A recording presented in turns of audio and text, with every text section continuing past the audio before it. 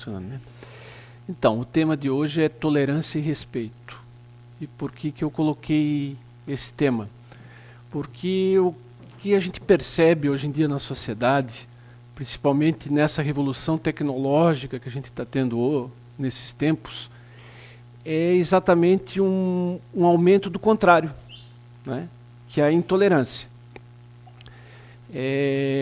A revolução tecnológica, as redes sociais, internet, Facebook, Twitter, todas essas redes que a gente vê hoje em dia, elas são excelentes, elas aproximaram demais as pessoas. Mas o que a gente vê hoje, inclusive a revista Época dessa semana, a matéria de capa dela é justamente sobre a disseminação do ódio pelas redes sociais, é um efeito colateral disso. Hoje nunca foi tão fácil você disseminar o discurso radical, o discurso do ódio, do preconceito, do que a gente vê hoje em dia pelo Facebook e pelas redes. Então é sobre isso que é o tema da nossa conversa de hoje. Então eu não vou falar sobre tolerância e respeito, eu vou falar sobre a intolerância, como é que ela nasce, como é que ela cresce e os efeitos nocivos que ela já trouxe para a humanidade em muitos casos que eu vou trazer aqui. Aqui, a foto anterior, que acabou não saindo, infelizmente, que era para começar, era um desafio que eu queria fazer para vocês, eram duas fotos preto e branco.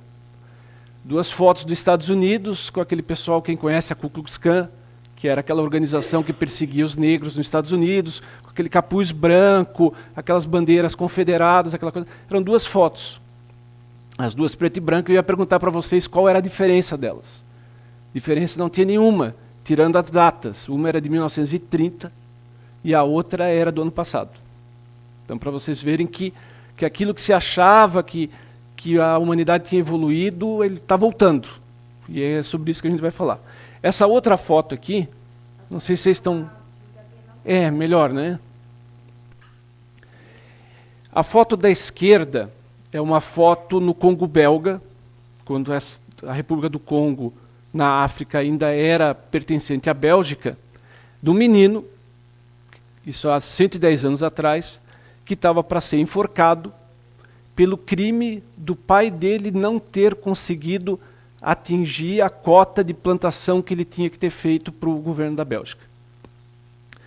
E a foto da direita é uma jaulinha onde tem uma criança, filha de imigrantes ilegais dos Estados Unidos, que é o caso que a gente está vendo muito agora na televisão, onde o governo americano simplesmente está separando as crianças dos pais pelo fato de eles serem ilegais, né, causando todo um estresse psicológico em cima dessas crianças, né, uma violência sem precedente. Diminuiu a violência? Diminuiu. Mas precisaria estar acontecendo isso nos dias de hoje? E se a gente deixar, será que a gente não volta ao que aconteceu? Aconteceu antes? Então, primeiro a gente vai discutir um pouco os conceitos. O que é intolerância? O dicionário diz que a intolerância é uma atitude mental caracterizada pela falta de habilidade ou vontade de reconhecer e respeitar a diferença de opiniões. A pessoa intolerante é aquela que acha que a verdade dela é a verdade absoluta, ela está com a razão, e você que discorda é meu inimigo, né? E nos últimos casos você elimina o inimigo, tá? A tolerância, então, por contraste, seria o quê? Discordar pacificamente. Quer dizer, tolerar não quer dizer que eu aceite a opinião do outro, mas eu respeito a opinião do outro, mesmo que ela seja discordante. E procuro achar pontos da opinião dele que vão ao encontro da minha, para a gente poder caminhar junto em paz. A intolerância, ela tem vários filhos, eu chamaria de filhos, são atitudes do dia a dia, né, que têm seus próprios conceitos. A primeira, mais conhecida, é o racismo, né? A foto da esquerda, é dos Estados Unidos também, é uma foto da década de 30, do linchamento de 2 negros, com a população fazendo festa em volta, né? E a foto da direita é do janeiro desse ano. Tá? É uma cidade da Virgínia, que havia uma manifestação, aqui particularmente eu acho que os 2 lados estavam errados, depois eu vou explicar por quê, mas era uma manifestação pela derrubada de uma a estátua que tinha na cidade de um general americano da Guerra Civil Americana, que foi uma guerra que aconteceu no século XIX lá, porque o sul dos Estados Unidos queria se separar do norte, porque o norte queria a abolição da escravatura e o sul queria a manutenção da escravatura. E a população queria derrubada porque entendia que aquela estátua era uma apologia ao racismo. Aí um rapaz de 21 anos pegou um carro, tocou em cima da manifestação, matou uma mulher de 32 anos, feriu mais não sei quantos, está preso, provavelmente vai pegar prisão perpétua ou pena de morte, dependendo de como é a legislação do Estado lá, pela intolerância da opinião deles. Tá? Eu, particularmente, acho que os dois lados estavam errados, porque eu acho que a gente não apaga a história.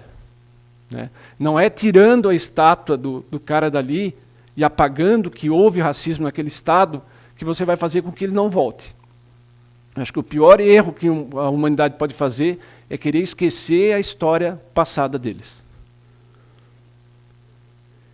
E tem a contrapartida. Isso aqui, para quem acha que racismo é só a população branca contra a população negra, ela também tem o contrário. Eu acho isso aqui, particularmente, eu acho um absurdo, mas essa é uma manifestação que teve em São Paulo, dos movimentos negros, dizendo que a miscigenação é genocídio.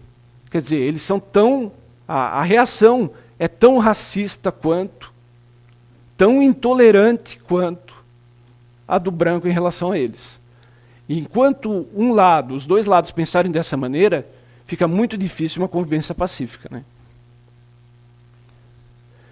Homofobia e misoginia. A foto da esquerda aconteceu na Rússia, que é um dos países que mais persegue gays, lésbicas, LGBT no mundo. Tá? Vocês podem até ver que na foto a polícia está atrás do rapaz que está machucado rindo. Quer dizer, não fez nada para evitar a violência. E a da direita são os vários tipos de violência contra a mulher. Só dado estatístico. Tá? No Brasil, morre um LGBT a cada 25 horas. E das mulheres, são 506 mulheres que sofrem qualquer tipo de violência, e aí digo qualquer uma dessas violências, que não é só a física, né? Normalmente quando a gente pensa, é mulher que apanha do marido, mas não é só esse tipo de violência que existe. Existe a violência moral, né? Que é o que você fala para sua esposa, que você fala para sua companheira. A patrimonial econômica é aquela que a mulher não tem dinheiro para nada, né? O marido controla totalmente a vida dela, que ela fica totalmente dependente dele. A sexual, né? Obriga a esposa, a companheira, a coisas que ela jamais faria. E a psicológica, né? Sempre procurando inferiorizar, diminuir. Isso, então, 506 mulheres seria o equivalente a 29% da população feminina do Brasil que já sofreu algum tipo de violência do seu companheiro ou de alguém de outro sexo, em algum momento de sua vida. A intolerância religiosa, né? Essa a gente vê bastante. Né? Então, a charge da esquerda é um cidadão europeu dizendo que os muçulmanos são intolerantes. Mas aí a gente vê algumas das medidas que estão sendo tomadas na Europa nas plaquinhas. Né? Eles estão proibindo mesquitas. Na França, por exemplo, eles proíbem as meninas muçulmanas de usar aquele véu. Né? Não digo nem aquele véu que cobre o rosto. O véu sobre a cabeça é proibido. Na Áustria agora, eles vão fechar 16 mesquitas e as pessoas que trabalhavam nessas mesquitas vão ser deportadas da Áustria. Né? E outras medidas desse tipo. E aí dizem que o muçulmano, porque ele reage também de uma forma violenta, porque também é intolerante, que é o intolerante. E a foto da direita aconteceu na Austrália. Tá? Era uma manifestação contra a construção de mesquitas na Austrália, que também não deixa de ser uma coisa absurda, porque a Austrália, para quem conhece a história da Austrália, a Austrália ela nasceu como uma penitenciária do Império Britânico. Eles deportavam os criminosos da Inglaterra para lá. Então, além de ela ser uma nação que começou com imigrantes, ela ainda era formada por criminosos no começo.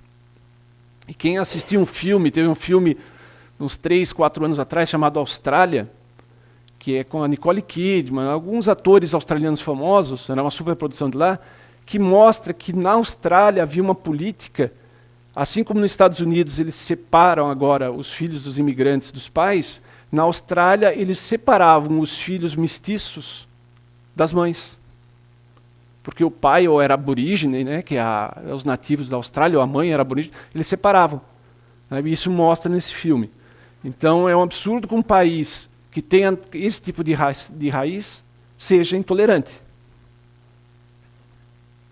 E aí tem a contrapartida, né, na questão dos muçulmanos. Né. Aqui a gente tem uma imagem no Paquistão, eles queimando a bandeira americana, né, falando da jihad, que eles chamam, que é a guerra santa contra os infiéis. Daí a gente tem o que a gente viu do Estado Islâmico até pouco tempo atrás, e o que foi um momento de virada, eu digo, na história da humanidade, que é o atentado do 11 de setembro. Né. E aí, sobre o Brasil, não pense que o Brasil, a gente tem a fama que o Brasil é um país do sincretismo, onde se respeita as religiões, onde se respeita os estrangeiros. É mentira. Tá? É mentira. Pode ter sido em algum momento, hoje em dia não é mais. A da esquerda é uma charge, né, sobre a questão de algumas denominações neopentecostais que hoje perseguem as outras religiões. A da direita é uma igreja, tá, que foi destruída por alguns discípulos dessas igrejas neopentecostais. E da esquerda é com relação aos cultos afro-brasileiros. Né? Para ter uma ideia, eu puxei na internet, tem uma denúncia sobre violência religiosa a cada 15 horas no Brasil. Tá? Em Brasília, no Distrito Federal, eles tiveram que criar uma delegacia específica para crimes de intolerância religiosa. Então, para vocês verem como é que é. Não sei se vocês já viram na internet, eu vi uns videozinhos, eu vi um vídeo esse final de semana que me deixou apavorado. Tem uma dessas igrejas aí que tem os gladiadores do Senhor, que durante o culto aparecem vestidos com roupas militares, marchando. Tá? E esse videozinho que mostraram de crianças vestidas com uniforme militar, cantando uma musiquinha que somos soldados do general Jesus Cristo. Olha, do que eu li sobre Jesus Cristo, tudo que ele quis não ser na vida foi ser general. Então isso me preocupa, porque quando a gente via esses filmes que mostravam o Irã, do tempo dos xiitas, daquelas crianças com aquelas faixas verdes, portando fuzis, a gente dizia, pô, mas que radicalismo, que gente louca. Estão fazendo a mesma coisa. E o que isso vai levar a gente no futuro? Né? Esse tipo de posição, de posicionamento pela vida. E aí aqui eu cito alguns outros tipos de filhos da intolerância. A heterofobia, que da mesma maneira que existe o preconceito com relação aos LGBT, dentro do movimento LGBT, tem um movimento radical contra tudo aquilo que é heterossexual. Tá? O feminismo, aí o feminismo, eu digo aquele feminismo radical, tá?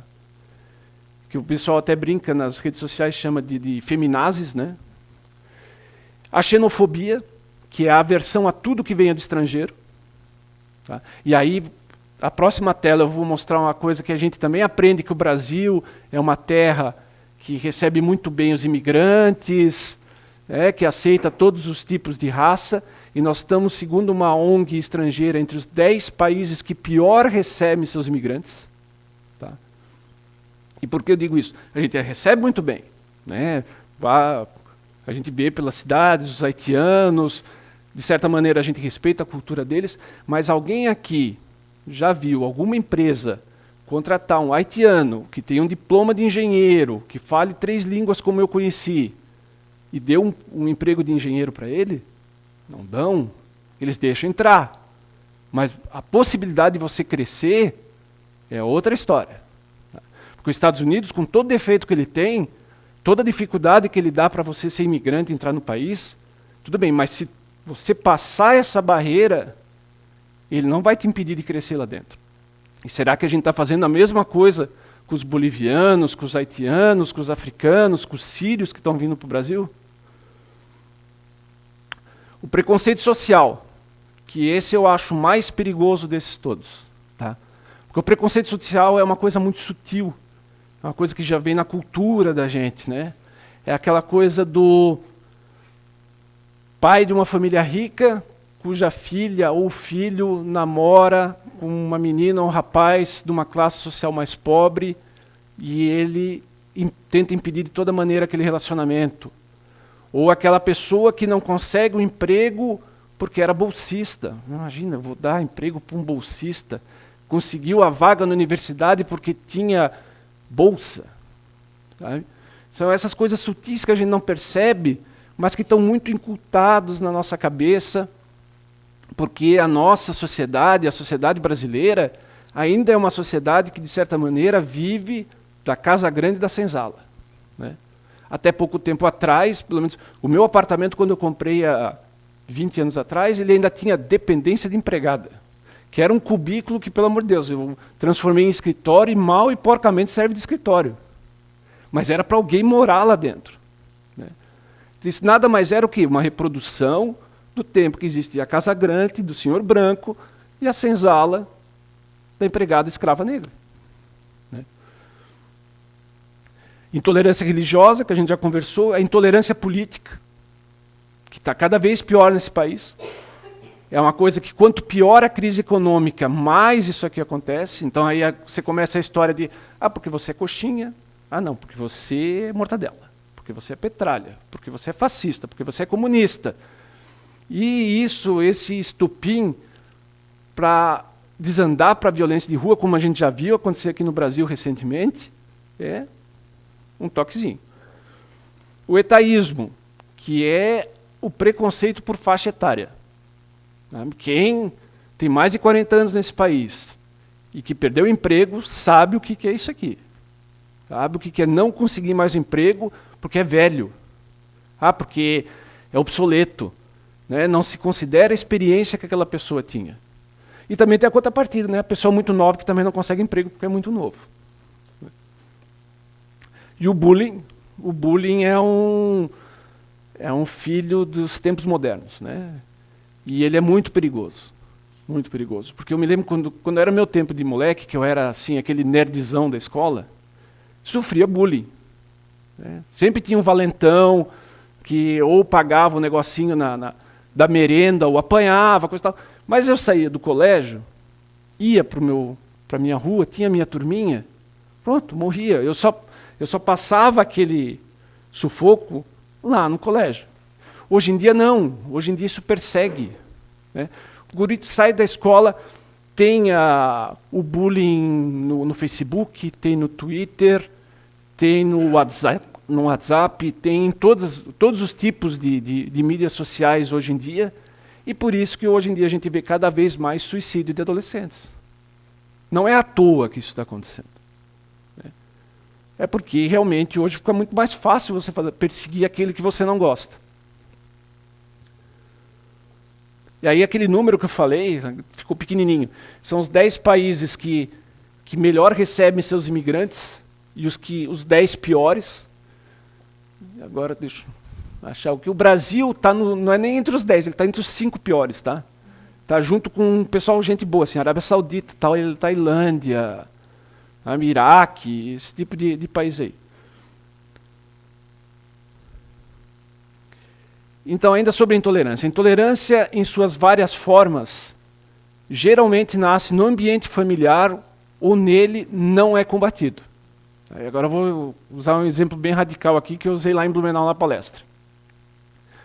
Vamos imaginar aquele pai que adora, final de semana, encher os canudos no barzinho, chega em casa, bêbado, a mulher não terminou o almoço ainda, vai lá dar uns tabefes na mulher porque não fez o almoço ainda, e o filho pequeno vendo aquilo.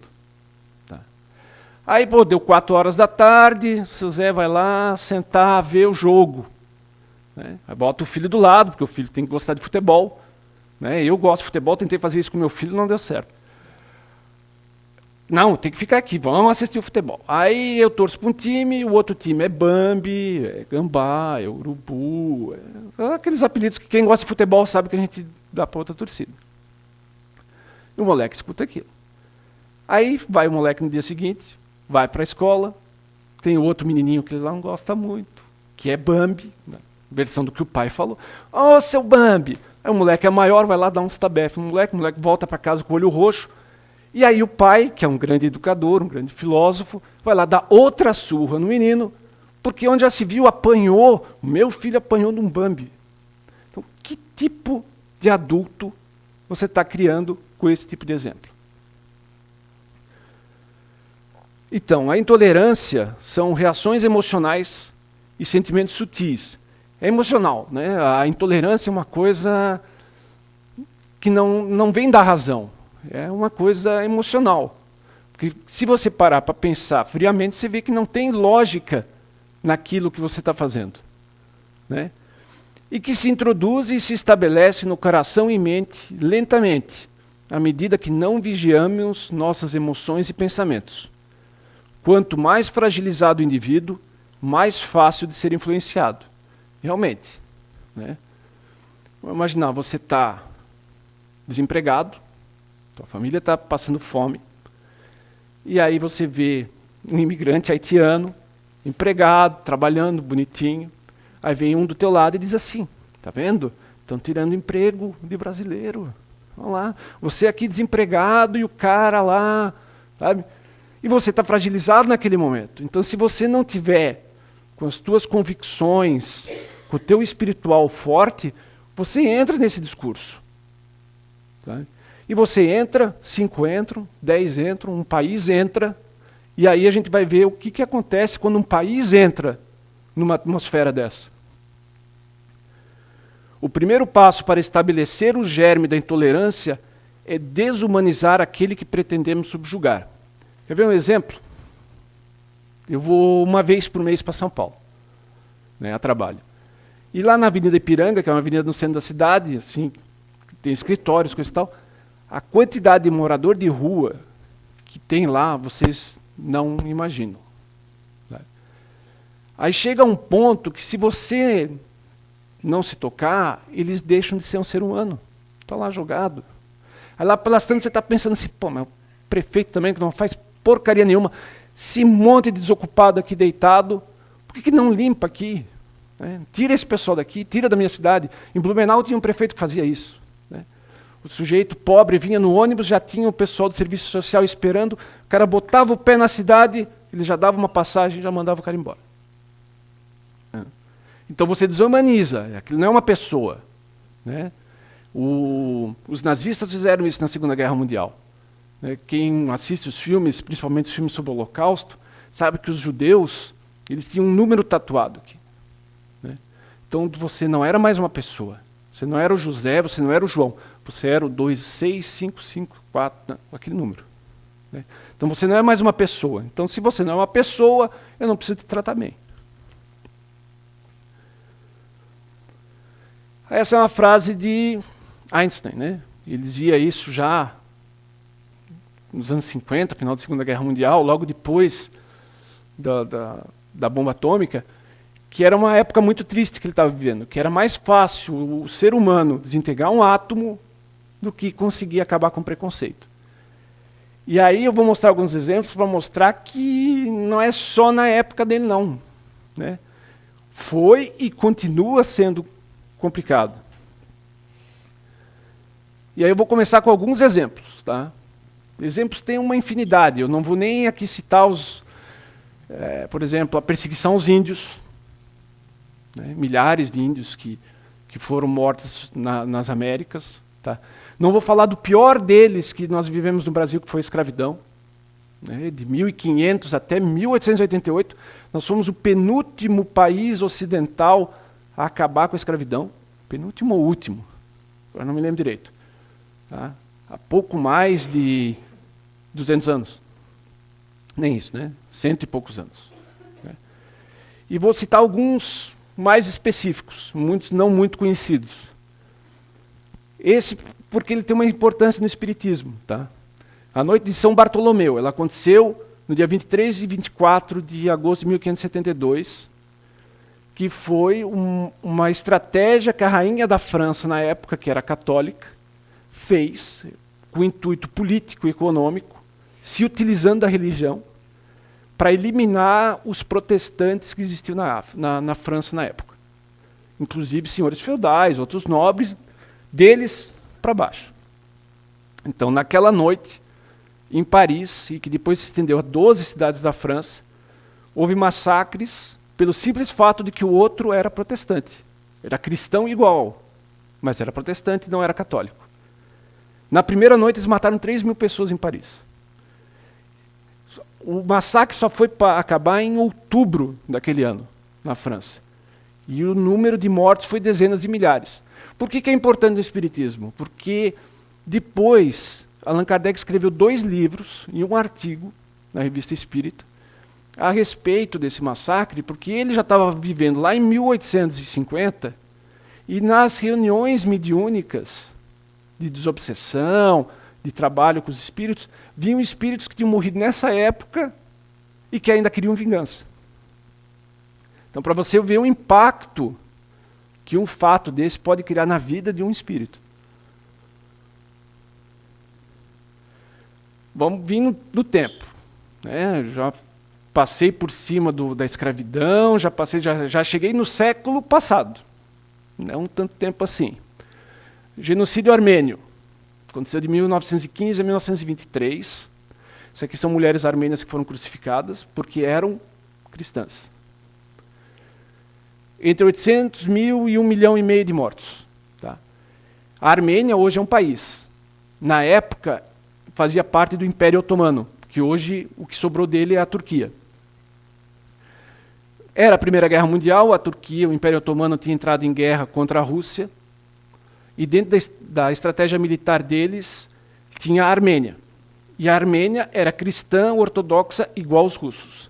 E que sempre quis a independência deles. Apesar de eles já estarem dentro da estrutura da sociedade do Império Otomano, tinham cargos de funcionário público, estavam ali vivendo bem. No fundo, eles queriam ser independentes.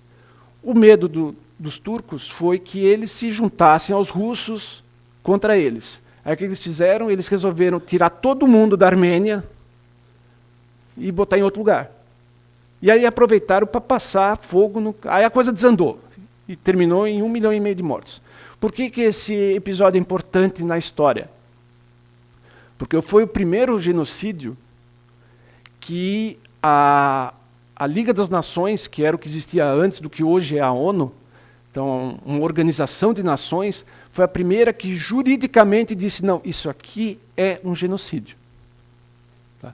Porque o genocídio dos índios não é considerado genocídio, o genocídio dos negros não é considerado genocídio, mas esse foi considerado. E até hoje a Turquia não consegue entrar na União Europeia porque ela não aceita que foi cometido genocídio nesse período. É claro que a União Europeia também não quer que eles entrem na União Europeia porque eles são muçulmanos, que é um outro exemplo de intolerância. Tá? Mas eles se utilizam desse episódio para ter uma justificativa. Aí nós vamos para o maior, pelo menos o mais conhecido, né? O Holocausto. 6 milhões de mortos. Entre judeus, gays, ciganos, deficientes mentais, deficientes físicos, testemunhas de Jeová e outras minorias. O crime deles era ser judeu e não ser ariano, que era a visão dos nazistas na época. Ele é famoso não só pelos 6 milhões, mas porque ele é mais recente e porque foi o primeiro que foi feito em escala industrial. Foi o primeiro massacre que está todo documentado, porque o alemão, né, e eu sou descendente de alemão, ele é muito certinho, até nas coisas erradas. Né? Então ele está todo documentado. E o que me deixa mais triste no episódio do Holocausto não é ele em si, e não pelo fato de eu ser descendente de alemão e os alemães terem cometido o Holocausto. Mas é que hoje eu vejo o povo judeu em Israel fazer quase a mesma coisa com os palestinos. Né? Porque o povo judeu, historicamente, sempre foi perseguido. Né? Ele sofreu, por exemplo, a Santa Inquisição, eles eram queimados vivos porque eram judeus. Os russos faziam a mesma coisa com eles, botavam em guetos, coisa e tal, e os alemães fizeram e documentaram. Mas hoje a gente vê Israel Tem setores da sociedade israelense que, se pudesse, fazia a mesma coisa com os palestinos. Então eu me pergunto, por isso que eu digo, a intolerância é uma coisa que não é racional. Porque se o meu povo passou por tudo isso na história dele, como é que eu vou defender que a gente faça a mesma coisa com o outro? Onde é que está o racional disso? Esse aqui aconteceu em 1988, você vê que a gente está chegando perto dos dias de hoje. Isso aconteceu no Iraque. Né? Foi um ataque numa região do Iraque chamada Kurdistão, que é um outro povo que vivia dentro do Iraque, que também queria independência. O Saddam Hussein era o ditador na época, né? Gente finíssima, quem conhece a história sabe como ele era gente boa, democrático, respeitador dos direitos humanos. Ele pegou e jogou armas químicas, gás mostarda, gás sarin, na população que estava se revoltando. 20 mil pessoas. Perto dos outros números, é nada. Só que foi usado arma química. A arma química é um negócio tão brutal, que nem Hitler teve coragem de usar na Segunda Guerra Mundial. E ele usou contra a população do povo dele, do país dele. E onde isso afeta a gente? Nós, porque vocês vão pensar, mas isso é lá os árabes, os caras são meio selvagens mesmo. Não? Eles usaram mísseis feitos nos Estados Unidos, gás feito na Alemanha, os caminhões que lançavam os foguetes tinham sido construídos no Brasil, e o dinheiro que financiava isso está tudo lá na Suíça, que é aquele lugarzinho bonitinho, né, cheio das vaquinhas preta e branca, todo mundo diz, pô, aqui é um pedacinho do paraíso, mas a custo do sangue de quem?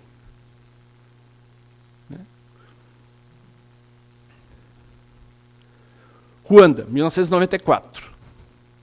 Então, cada vez mais perto aqui. 800 mortos em 100 dias. 2 povos viveram a vida inteira juntos.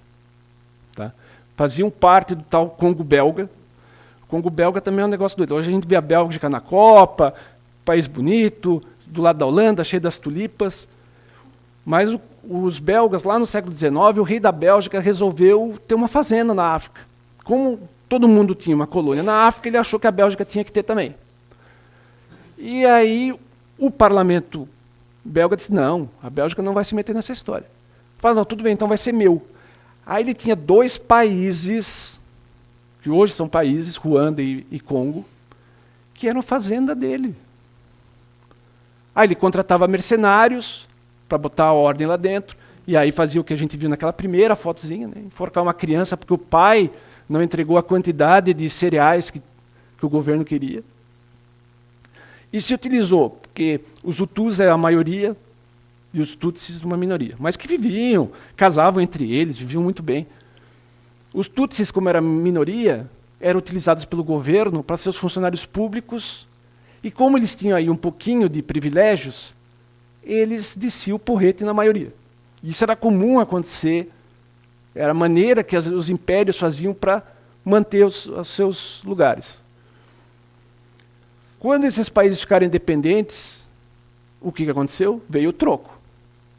Aquilo foi vindo, né? Ruanda, se não me engano, foi declarado independente nos anos 60, mas aquele ódio, aquela coisa veio até o momento que desabrochou. E em 100 dias, que foi o tempo que as nossas civilizadas nações ocidentais levaram para se mexer e intervir para que acabasse o massacre lá, foram 800 mil mortos. E tem um episódio, para ver o quanto a intolerância é um negócio louco. Eles têm alguns dos perpetradores desse massacre presos na Holanda, julgados por crime de guerra. Um deles é um bispo e 5 freiras. Tá? Eles estavam num convento. E algumas famílias tutsis, é um convento, correram lá, pediram ajuda. Aí eles disseram, não, pode entrar. Na hora que entraram, passaram o cadeado, porque o bispo e as freiras eram hutus, e chamaram a milícia e massacraram todas as famílias que estavam lá dentro. Religiosos. A intolerância é uma coisa tão perigosa que ela ultrapassa até os teus próprios conceitos religiosos e morais. Balcãs, né? Bósnia, 1992 a 1995, e Kosovo, 1998 a 1999. Mais de 100 mil mortos, e aqui a gente está falando todo mundo branco, loirinho, de olho azul, tá? Porque a Bósnia e Kosovo fica 1h30 de voo de Paris. Então, nós estamos falando de Europa. Estamos falando de 20 anos atrás. Tá? Mataram milhares de mulheres bósnias e kosovares, foram estupradas sistematicamente pelos sérvios para fazer limpeza étnica. Eles entendiam que aí elas engravidariam e os filhos nasceriam sérvios. O crime deles, os bósnios são muçulmanos. Porque esse pedaço aí fez parte do Império Otomano, então apesar de ser brancos, europeus, loirinhos de olho azul, eles eram muçulmanos. Tá? Esse aqui é um massacre que teve específico, que é Srebrenica, que agora não me lembro quantos mil mortos foram. E do lado, 4 dos principais criminosos de guerra desses massacres. O de óculos escuro ali, o galanzão, até hoje não foi achado. O segundo, que era o presidente da Sérvia, depois foi preso e teve um ataque cardíaco durante o julgamento, morreu. O terceiro, que foi o que deu a ordem direta para o massacre aqui da esquerda, está preso até hoje. E a sucessora dele, que foi presidente da Sérvia, pediu desculpa e ficou por isso mesmo. Aí os efeitos a gente vê até hoje em dia. Quem assistiu Suíça e Sérvia na Copa do Mundo, não é à toa que o cara fez isso aqui na hora que fez o gol. Ele era kosovar. E a torcida da Sérvia, no momento que o time da Suíça botou o pé dentro de campo, os caras começaram a gritar: o Kosovo é da Sérvia. Tá vendo? A intolerância levada até dentro do futebol, que era para ser um esporte, uma coisa para congregar as nações. E o que está acontecendo até hoje, né? Ninguém sabe quando é que isso aqui vai terminar. Que é a guerra civil da Síria. Né? Aqui é uma das cidades que foi bombardeada. Essa foto do lado aqui, acho que deve ser a mais famosa da história da Síria, do menino de 5 anos, que morreu afogado com a família tentando desesperadamente, num bote, fugir da Turquia e entrar na Europa. Tá? Aí se diz assim, pô, mas estão trazendo esses imigrantes para cá. Vocês acham que algum imigrante desse, refugiado político, ele queria sair da Síria? Queria sair do país dele? Ninguém quer sair do país dele. Sai porque não tem mais condição de ficar lá. Quem é que vai viver num negócio assim? Ninguém. Aí vou dizer assim, não, vou fechar as portas porque você é muçulmano, vai que você é um homem-bomba. Se eu fechar as portas, ele vai virar. Por quê? Porque intolerância normalmente é respondida com intolerância. Por isso que Gandhi dizia que nessa história de olho por olho, dente por dente, todo mundo fica cego e banguela.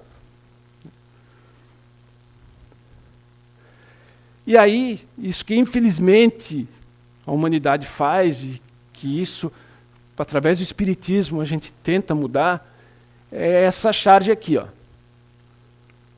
Ucrânia, massacre da Ucrânia em 1932-33, aí a plaquinha embaixo diz assim, nunca mais. Aí tem o outro, 37-38, nunca mais. 15-18, nunca mais, assim vai. Vietnã, Camboja, né? Nunca mais, nunca mais. E sempre acaba acontecendo. Na palestra, na época, depois eu não consegui acompanhar mais, porque a mídia também é o seguinte, né? Ela faz aquele auê em torno do massacre hoje, daqui a um mês você nunca mais ouviu falar daquilo, porque já tem um massacre novo, já tem um atentado novo. Coisa tal. Mas na Birmânia, estava acontecendo um massacre de uma minoria daquele povo, que era muçulmana. Depois pergunto por que muçulmano é homem-bomba, né? Pela maioria asiática lá. E a presidente daquele país, que não estava impedindo aquilo, tinha sido presa política antes e já tinha ganho um prêmio Nobel da Paz. Agora tu imagina, uma ganhadora de prêmio Nobel da Paz que deixa acontecer um genocídio dentro do país dela, por intolerância étnica ou religiosa. E aí esse é o círculo vicioso que a gente tenta quebrar, né?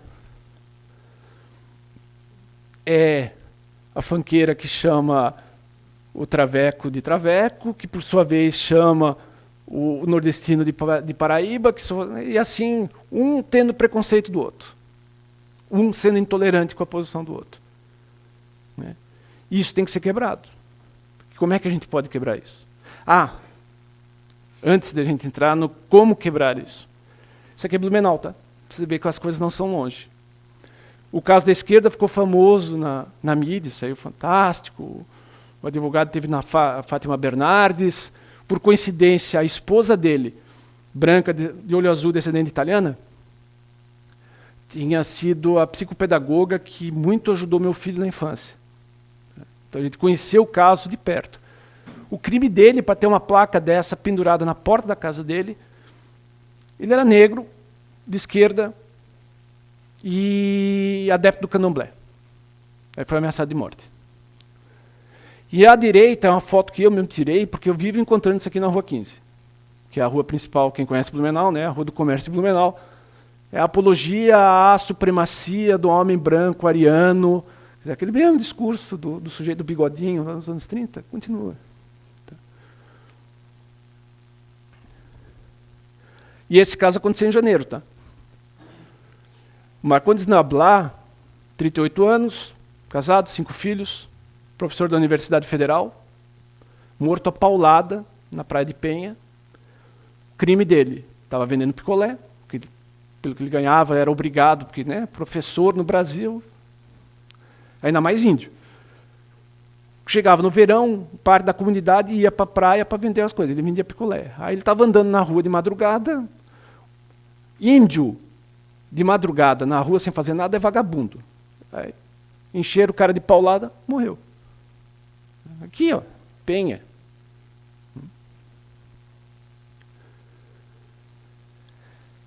Aqui, para vocês verem como a coisa é sutil e ela está no nosso dia a dia, à esquerda são frases de um homem público famoso. E da direita de um político ascendente no nosso país.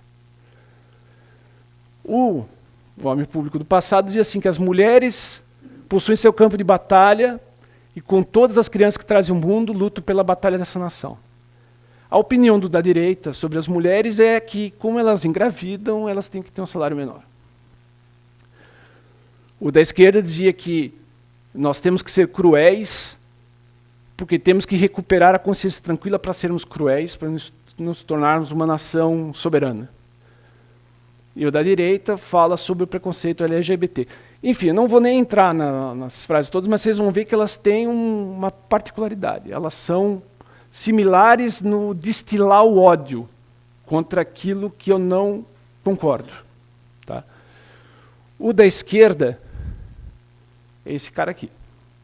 O da direita não vê nem dizer o nome dele, porque eu não vou ficar fazendo propaganda para político que faz esse tipo de coisa nesse país. Tá? Mas é assim. Se aproveita do momento difícil que a gente está levando, e as pessoas, como eu falei ali, elas ficam mais suscetíveis a esse tipo de discurso, porque elas estão passando dificuldade, aí vem o cara e diz assim, olha, o inimigo é o judeu, o inimigo é o negro, o inimigo é esse. Aí você junta aquele pessoal, porque quando eu falei ali em desumanizar, tem 3 fases para você desumanizar o teu inimigo. Primeiro, ele passa a não ter nome. Segundo, você acha uma justificativa para eliminar ele. Tá? E a terceira, você faz a coisa em massa. Tá? Porque aquela coisa, que nem torcida organizada de futebol, né? Quando quebra o pau dentro do estádio. Sozinho, eu não tenho coragem de fazer aquilo. Mas quando eu estou dentro de 100, dentro de 1000, eu faço coisas inacreditáveis, porque aí você não personaliza aquilo, aí não é você, é aquela massa. Teve uma experiência que foi feita nos Estados Unidos nos anos 70, na faculdade de Stanford. Eles pegaram 12 alunos, 6 eram os carcereiros, 6 eram os presos. E liberaram os que eram os carcereiros para cuidar geral dos outros, e foram analisando. A experiência não durou 6 dias. Eles tiveram que cancelar. Porque lá pelo 6º dia, os que eram os carcereiros já estavam começando a torturar os outros. E era uma experiência, não era nem mundo real, não era nem um guarda de verdade com um preso de verdade. Então, para vocês verem como é Né? Tem uma frase que diz assim, queres saber o caráter de uma pessoa, dê-lhe o poder. Né? Então é disso que a gente está falando. Então, como combater a intolerância? Autoavaliação constante, humildade. Então, elas são interrelacionadas. Se eu sou humilde, eu faço isso. Porque fazer uma autoavaliação, como o Zé Araújo fala, de chegar todo fim do dia e dizer assim, como é que foi meu dia hoje? Eu respeitei o meu irmão? Eu fui pacífico no trânsito? É dolorido. É dolorido a gente olhar para dentro da gente e porque não existe juiz mais severo do que a nossa consciência. Às vezes você faz mal para uma outra pessoa e a outra pessoa, naquele momento, ficou magoada, ficou prejudicada, mas você encontra ela 30 anos depois e ela nem lembra mais. Mas você olha para ela e diz, pô, é aquele cara que eu para ganhar a namorada dele, eu falei mal do cara. Sabe? O teu remorso está ali. Né? Te corroendo, te azedando. Sabe? Então, é importante a gente ter essa humildade de fazer essa autoavaliação, porque no momento que eu dizer assim, não, realmente eu estou errado, é o primeiro passo para a gente mudar. Assim como o alcoólatra ou o dependente de doença, de drogas, o primeiro passo para ele sair disso é dizer assim, não, eu sou alcoólatra, é você dizer assim, não, eu estou errado. Eu tenho que mudar. Interagir com o próximo, não se fechar com uma concha. Esse é um outro efeito colateral dessas redes sociais, internet, WhatsApp. Porque antigamente, né, lá no tempo dos meus avós, você queria falar com a pessoa, você ia lá, subia no cavalo, ia até lá onde ele morava, ia lá conversar com a pessoa. Depois veio o telefone. Aí tu só, né? Já ficava mais impessoal o negócio. Se não concordasse, pelo menos a gente estava à distância, não brigava. Agora nem isso, né? Agora é o WhatsApp. E eu, pelo menos, não olho o tempo todo no WhatsApp. Aí minha filha fica brava comigo. Pô, pai, você não olha? Eu falo, claro, não vou ficar o dia inteiro com aquele negócio aqui. Sabe? Mas fica cada vez mais impessoal.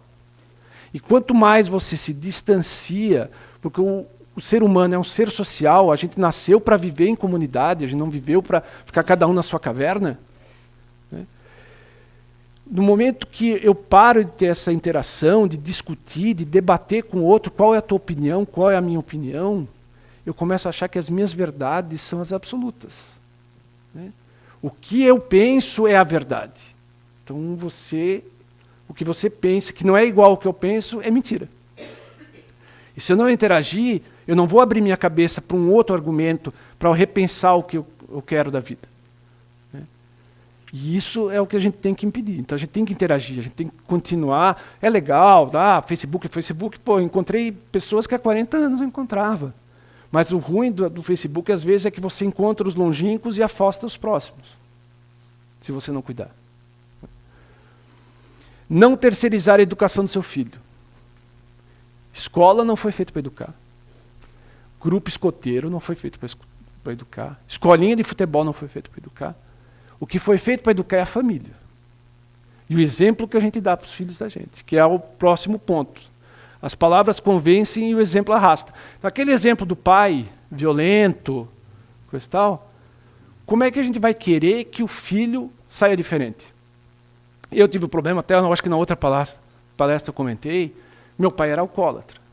Meu pai era o típico exemplo para você não seguir. É um exemplo de pai, aquele que você não segue em nada. Aí eu me lembrei de uma fábula que diz o seguinte, tem 2 irmãos gêmeos, com o pai igual ao meu. Um ficou igual, e o outro ficou o oposto. O que ficou igual diz assim, pois é, né? Com o pai que eu tenho, seguiu o exemplo. O outro disse assim, não, também com o pai que eu tenho, eu só podia seguir o inverso. Tá? Graças a Deus lá em casa, meu irmão e eu, a gente foi exemplo. Mas o que a gente vê é que a maioria acaba seguindo o modelo do pai, o modelo do avô, o modelo do bisavô. A família ainda é o exemplo maior que a gente tem. O último, orar e vigiar. Por quê? a gente tem que ter uma vida espiritual. Tem. Porque, de uma maneira ou outra, os conceitos que você aprende, independendo da religião, independendo da filosofia que você siga, ela te cria certas amarras que fazem com que aquele teu eu animal, que vai pelo instinto, fique preso. É a vida espiritual, é o ler, seguir alguns mandamentos, é que faz com que você pare para pensar. Já furou o tempo? Não, né? Já, né? Agora vai. Aqui, isso aqui foi o Zé Araújo que pediu para eu colocar. Um exemplo mais simples do dia a dia, para a gente ver o quanto a gente é intolerante no dia a dia. É o trânsito. Eu me lembro que eu era criança, eu vi um desenho que passava na televisão dos Disney, que era o Pateta. E o Pateta era uma pessoa extremamente bondosa, simpática, até o momento que ele entrava dentro do carro e ligava o carro. Aí ele virava o bicho. E é o que a gente vê no trânsito. Na época que eu dei essa palestra em Blumenau, tinha uma blogueira que tinha sido assassinada no trânsito no Rio de Janeiro, e ela não tinha nada a ver com a confusão. Foi uma batida que aconteceu, e ela foi ver o que tinha acontecido, e um dos envolvidos na batida sacou da arma, atirou no outro, não acertou o outro, não acertou ela.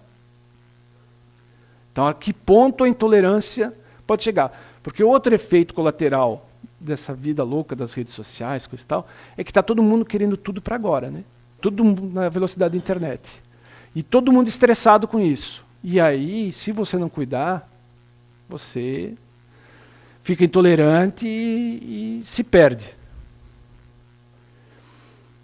E outra coisa, não sejamos hipócritas. Vamos decidir ser tolerante com o irmão? Vamos ser. Não vamos ser assim. Né? Porque assim é como foi lá na Guerra da Bósnia, tá? Porque eu li muito, eu adoro história, né? Por isso, quem não gosta de história, desculpa que essa palestra virou uma aula de história. Mas assim, a Bósnia, eu tinha um livro que contava sobre como o mundo foi dividido depois da Primeira Guerra Mundial. E aí tinha um episódio, tinha um capítulo inteirinho sobre ali a região da Sérvia, Croácia, Bósnia, coisa e tal. E lá em 1919, um dizia assim para o outro. O cara que era sérvio, o cara que era croata. Não, mas tem os bósnios, como é que a gente resolve? Não, a gente resolve o seguinte, a gente dá 48 horas para eles se converterem à fé cristã. Se eles não se converterem, a gente passa fogo. O cara falou isso em 1919 e não deu para fazer, mas em 92 a 95 eles tentaram. É a mesma coisa aqui. Ó. Você diz que você convive muito bem, mas na primeira chance que você tiver, se você realmente não aceitou ser tolerante com o teu próximo, você, na primeira chance, você vai dar com o porrete ou com a espada no outro. E porque tem isso aqui, né? Essa aqui é a charge, né? Os 3 pilares, vamos dizer assim, né? Jesus pelos cristãos, Moisés pelos judeus e Maomé pelos muçulmanos, olhando o mundo se explodindo numa explosão nuclear, dizendo assim, mas vem cá, o que a gente veio mesmo ensinar na Terra? A gente não veio aqui para dizer assim, amai o teu próximo como a si mesmo, como na abertura? Né? E olha o que eles fizeram. Porque, pessoal, no Espiritismo, eu estou quase deixando passar isso, o que isso tem a ver com o Espiritismo? Tem tudo. Porque se a gente é espírita, a primeira coisa que a gente acredita, se não acredita no resto, mas pelo menos acredita na reencarnação. Né? Porque se você não acredita na reencarnação, você não é espírita. Pô, mas se eu acredito na reencarnação, como é que eu posso ser racista? Sabendo que hoje eu estou aqui, né, tipo Caco Antibes, loiro, alto, um príncipe escandinavo, né, como ele dizia no programa, e eu saio na rua, sou atropelado, morro, daqui a uma semana eu reencarno lá no Iraque, dentro do Estado Islâmico, como mulher negra. Como é que eu vou ser intolerante se eu sei que hoje que isso aqui é uma casca? Não é o eu. O espírito não é branco, não é preto, não é verde, não é azul, não é marciano, não é homem, não é mulher. Então Gandhi dizia o seguinte, a lei de ouro do comportamento é a tolerância mútua, já que nunca pensaremos todos da mesma maneira, já que nunca veremos senão uma parte da verdade e sob ângulos diversos. Então a minha verdade não é a verdade dela, não é a verdade dele, mas o que faz a humanidade caminhar é nós juntarmos as nossas verdades e seguir um mesmo caminho. Porque ele diz também que a tolerância é uma necessidade em todos os tempos e para todas as raças, mas tolerar não significa aceitar o que se tolera. Se eu acho que aquilo ali é errado, eu posso até aceitar. Mas eu tenho que tentar transformar aquilo. Se realmente o que eu estou pensando é verdade, né? Porque pode ser o contrário também. Como eu falei, a verdade de cada um não é necessariamente a verdade absoluta. Se a gente seguir isso, a gente chega ao respeitar. O respeitar é o primeiro passo para a gente chegar no amar ao seu próximo, como a si mesmo.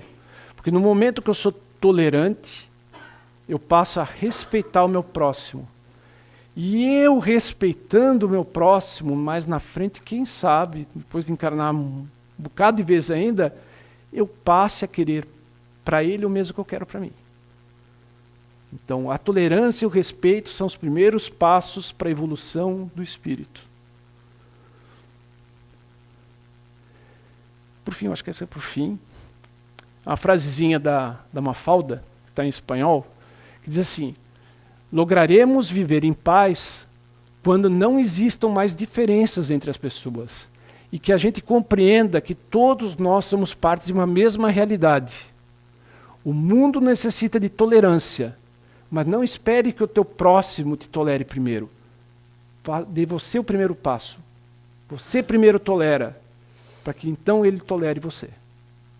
E no momento que nós nos tolerarmos, a gente vai passar a se respeitar, e aí a gente vai conseguir começar a viver como uma comunidade. E essa aqui é para terminar. Depois tem uma liçãozinha de casa para vocês, mas é para o final. É um poema de um poeta russo que eu acho muito bonito, porque quando eu decidi fazer essa palestra, é porque essa questão da intolerância me incomoda muito. E eu acho que incomoda a maioria das pessoas. Só que não basta a gente estar incomodado, a gente tem que fazer alguma coisa. Né? Então o objetivo dessa palestra é justamente não acontecer isso aqui. Ó. Que assim, ó, na primeira noite, eles se aproximam e colhem uma flor do nosso jardim. E não dizemos nada. Na segunda noite já não se escondem, eles pisam em nossas flores e matam o nosso cachorro. E a gente não diz nada. Até que um dia, o mais fraco deles todos, entra sozinho na nossa casa, nos rouba a lua, e conhecendo o nosso medo, arranca a voz da nossa garganta. E porque a gente nunca disse nada, a gente não vai conseguir dizer nada. Então, se cada um de nós, se não nos mexermos, o pior vai acontecer. Porque para quem, como eu, ama a história, sabe que o dilema do historiador, eu não sou historiador, mas de certa maneira, é assim, você vê a história se repetir, você alertar e as pessoas não verem. Então que a gente aprenda com o passado. Né? Os italianos, eles têm uma frase que diz assim, non dimenticare, que quer dizer jamais esquecer. Porque se a gente esquece o passado, a gente repete no futuro. É isso aí. Então a lição de casa são 2 filmes. Tá?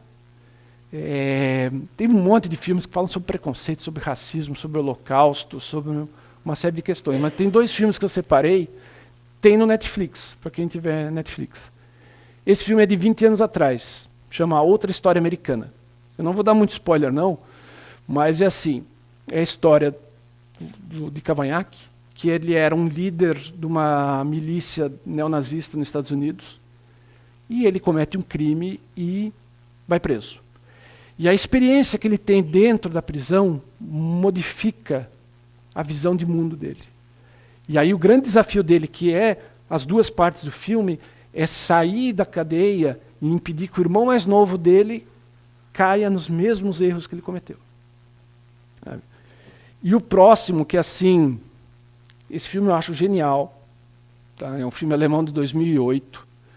É assim, para quem é professor, passe para os seus alunos, é muito bom.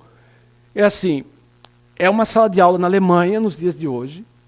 O professor é um cara muito doido, meio anarquista, foi punk, sabe, metaleiro, mas ele dá aula de história. E aí ele tem uma discussão com a sala de aula dele, onde os alunos dizem que o que aconteceu na época do nazismo jamais poderia acontecer de novo na Alemanha. E aí ele diz, não, é muito fácil. E aí ele propõe um desafio para a turma. E aí ele cria um movimento, que era para ser uma experiência, chamada Onda. E aí o resto não vou contar. Mas aí vocês vão ver como é fácil. Tá? O regime de intolerância, uma ditadura, uma coisa que massacre as pessoas, como ela é muito fácil de acontecer, basta que o momento político, econômico, social daquela comunidade esteja no ponto para aquele germe crescer. E como a gente tem que impedir que isso aconteça. Bom, pessoal, é isso aí. Obrigado. Espero não ter sido cansativo demais. Eu sei que eu acho que deve ser a palestra mais longa que eu já dei aqui.